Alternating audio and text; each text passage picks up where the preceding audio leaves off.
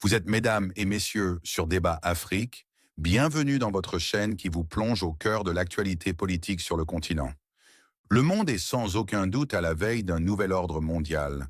Et l'année 2026 sera à l'évidence l'année de grands bouleversements géopolitiques. Les tensions entre les États-Unis et l'Iran atteignent un niveau critique, alimenté par des décennies de confrontations, le programme nucléaire iranien et les rivalités régionales au Moyen-Orient. Alors que l'escalade militaire semble de plus en plus probable, la question se pose. Une guerre ouverte est-elle devenue inévitable? Pour l'Afrique, les enjeux sont loin d'être secondaires. Hausse des prix du pétrole, perturbation des routes commerciales, flux migratoires accrus, instabilité sécuritaire et répercussions sur l'aide internationale pourraient profondément affecter le continent. Entre dépendance énergétique, liens diplomatiques et risques géopolitiques, l'Afrique risque de subir de plein fouet les conséquences d'un conflit dont elle n'est pas actrice principale. Abonne-toi et active la cloche de notification pour ne rien manquer de l'actualité africaine. Ce qu'on a observé il y a quelques mois entre l'Iran et Israël. Mais voici ce que vient de dire, de déclarer Benjamin Netanyahou, le Premier ministre israélien. Nous allons frapper, je le cite, nous allons frapper avec une force jamais vue si l'Iran faisait l'erreur d'attaquer Israël. C'est-à-dire que les Israéliens sont en train de dire, si les Américains attaquent l'Iran et en réponse, l'Iran considère qu'il faut aussi attaquer Israël, ils vont répondre avec une force qu'on n'aura jamais vue. Ça veut dire qu'en 6 mois, des choses se sont passées. Oui, effectivement. Ils ont fait un aggiornamento militaire de leur arsenal militaire qui fait qu'aujourd'hui, ils sont capables de détruire, d'anéantir l'Iran. Alors, c'est ce que laisse croire Benjamin Netanyahou. On est habitué à ces déclarations aussi comme Trump. Alors, on sait bien que Netanyahou, c'est le bras armé de Trump. C'est un porte-avions des États-Unis et d'Israël, actuellement l'armée israélienne. On va se dire que Netanyahou est en position de faiblesse. C'est pour ça. Pensez-vous? Oui, je pense bien, et je vais dérouler, vous allez voir. Netanyahou avait vanté le dôme de fer comme 95% infaillible. L'Iran et ses missiles hypersoniques à portée 1500 km ont montré les failles du dôme de fer. Et ils n'ont pas eu le temps de le réparer actuellement. Ces menaces vont dans le sens... rien. S'il dit ça, s'il menace... S'il menace, alors que si on se remémore de la guerre des 12 jours, l'Iran avait détruit le centre de commandement des Israéliens. Et ça, beaucoup de médias occidentaux ont eu du mal à le dire, qui était intégré dans un centre de recherche également. Donc, à mon avis, Netanyahou fait du Trump, qui est son mentor, et Trump même et Netanyahou ne vont jamais frapper. Ils feront des frappes sporadiques, ciblées maximum, parce qu'ils ne frapperont jamais l'Iran au détriment en fait, de leurs alliés, des intérêts géopolitiques de l'écosystème du Proche-Orient, du Moyen-Orient autant pour moi. Et Netanyahou, c'est un va-t-en-guerre, c'est Trump qui le retient de temps à autre. Il n'est pas assez équipé pour défier l'Iran, parce que l'Iran a derrière lui aussi, qu'ils le disent ou non, et qu'on le comprenne tous ici, dans l'échiquier, oui, la Russie et la Chine, qui sont prêts à le seconder.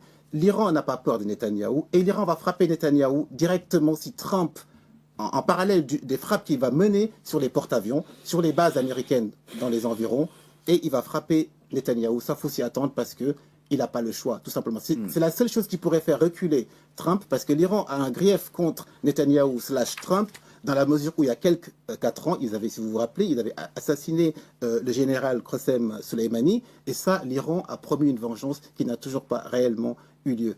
L'Iran a eu ses proxys décapités par l'armée israélienne, qui sont le Hezbollah, que vous savez, et les Houthis, quelque part, et l'Iran fournissait à tous ces proxys des éléments militaires pour attaquer en premier rideau militaire les États-Unis et Israël. Pour moi, Netanyahou fait du Trump.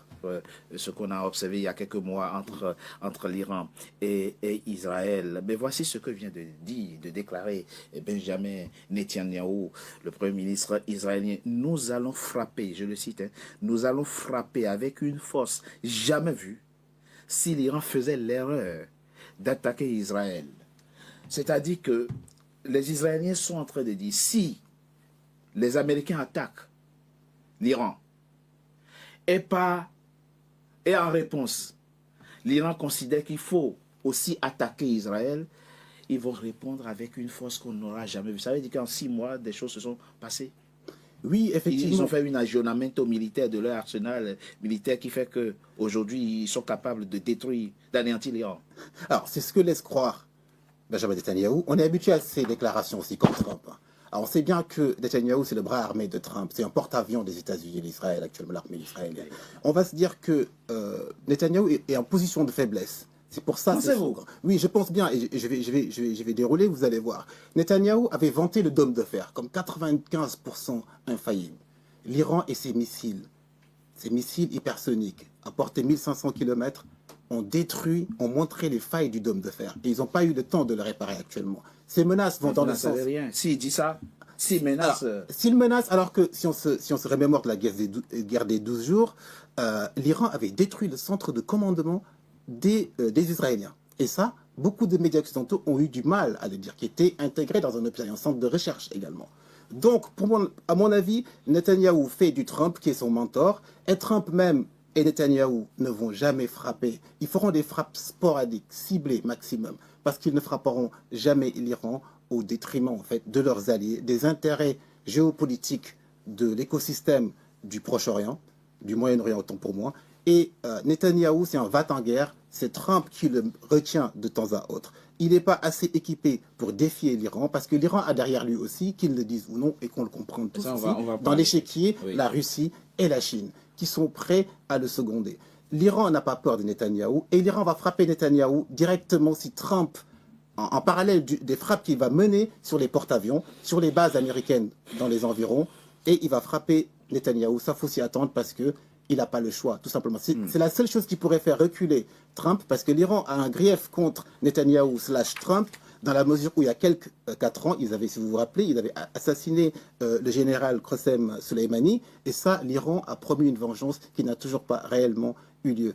L'Iran a eu ses proxys décapités par l'armée israélienne, qui sont le Hezbollah, que vous savez, et les Houthis, quelque part, et l'Iran fournissait à tous ces proxys des éléments militaires pour attaquer en premier rideau militaire les États-Unis et Israël. Pour moi, Netanyahou fait du Trump. Ce qu'on a observé il y a quelques mois entre l'Iran et Israël. Mais voici ce que vient de déclarer Benjamin Netanyahou, le Premier ministre israélien. Nous allons frapper, je le cite, nous allons frapper avec une force jamais vue si l'Iran faisait l'erreur d'attaquer Israël. C'est-à-dire que les Israéliens sont en train de dire, si les Américains attaquent l'Iran, et en réponse, l'Iran considère qu'il faut aussi attaquer Israël, ils vont répondre avec une force qu'on n'aura jamais vue. Ça veut dire qu'en 6 mois, des choses se sont passées. Oui, effectivement. Ils ont fait un aggiornamento militaire de leur arsenal militaire qui fait qu'aujourd'hui, ils sont capables de détruire, d'anéantir l'Iran. Alors, c'est ce que laisse croire Benjamin Netanyahu. On est habitué à ces déclarations aussi comme Trump. Alors, on sait bien que Netanyahu, c'est le bras armé de Trump. C'est un porte-avions des États-Unis et d'Israël, actuellement l'armée israélienne. On va se dire que Netanyahu est en position de faiblesse. C'est pour ça. Pensez-vous? Oui, je pense bien, et je vais dérouler, vous allez voir. Netanyahu avait vanté le dôme de fer comme 95% infaillible. L'Iran et ses missiles hypersoniques à portée 1500 km ont détruit, ont montré les failles du dôme de fer. Et ils n'ont pas eu le temps de le réparer actuellement. Ces menaces vont dans le sens... rien. S'il dit ça, s'il menace... S'il menace, alors que si on se remémore de la guerre des 12 jours, l'Iran avait détruit le centre de commandement des Israéliens. Et ça, beaucoup de médias occidentaux ont eu du mal à le dire, qui était intégré dans un centre de recherche également. Donc, à mon avis, Netanyahou fait du Trump, qui est son mentor, et Trump même et Netanyahou ne vont jamais frapper. Ils feront des frappes sporadiques, ciblées maximum, parce qu'ils ne frapperont jamais l'Iran au détriment en fait, de leurs alliés, des intérêts géopolitiques de l'écosystème du Proche-Orient, du Moyen-Orient autant pour moi. Et Netanyahou, c'est un va-t-en-guerre, c'est Trump qui le retient de temps à autre. Il n'est pas assez équipé pour défier l'Iran, parce que l'Iran a derrière lui aussi, qu'ils le disent ou non, et qu'on le comprenne tous ici, dans l'échiquier, la Russie et la Chine, qui sont prêts à le seconder.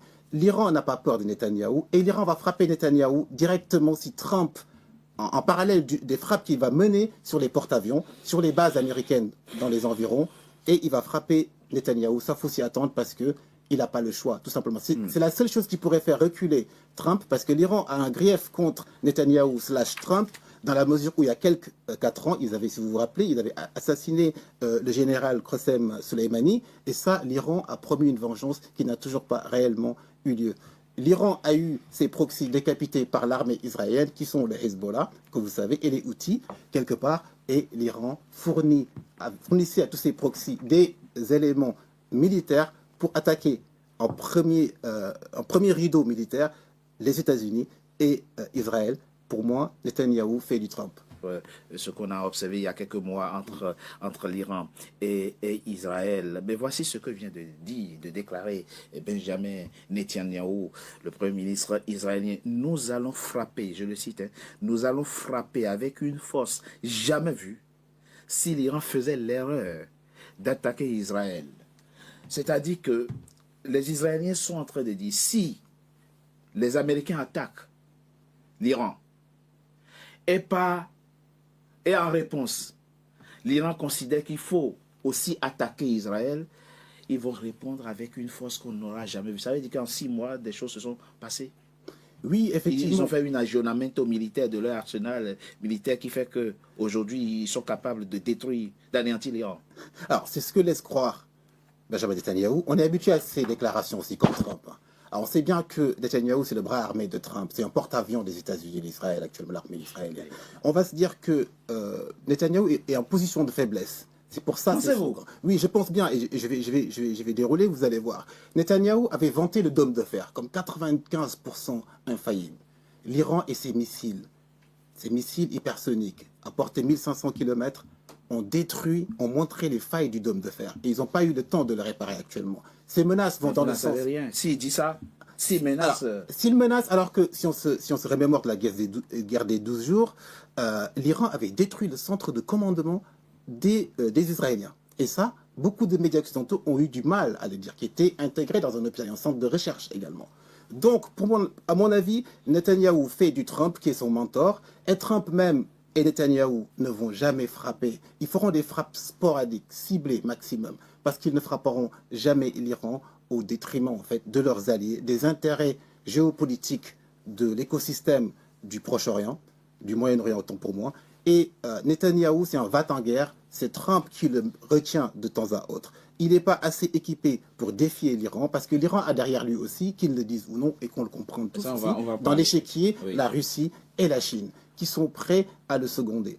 L'Iran n'a pas peur de Netanyahou, et l'Iran va frapper Netanyahou directement si Trump, en parallèle des frappes qu'il va mener sur les porte-avions, sur les bases américaines dans les environs, et il va frapper Netanyahou. Ça, faut s'y attendre parce que il n'a pas le choix, tout simplement. C'est la seule chose qui pourrait faire reculer Trump, parce que l'Iran a un grief contre Netanyahou/Trump, dans la mesure où il y a 4 ans, si vous vous rappelez, ils avaient assassiné le général Qasem Soleimani, et ça, l'Iran a promis une vengeance qui n'a toujours pas réellement eu lieu.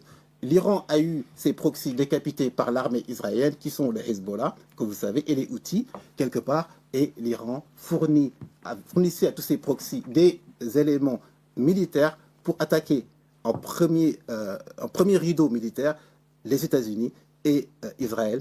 Pour moi, Netanyahou fait du Trump. Merci de nous rejoindre sur Débat Afrique. Votre participation compte, alors n'hésitez pas à vous abonner et à commenter.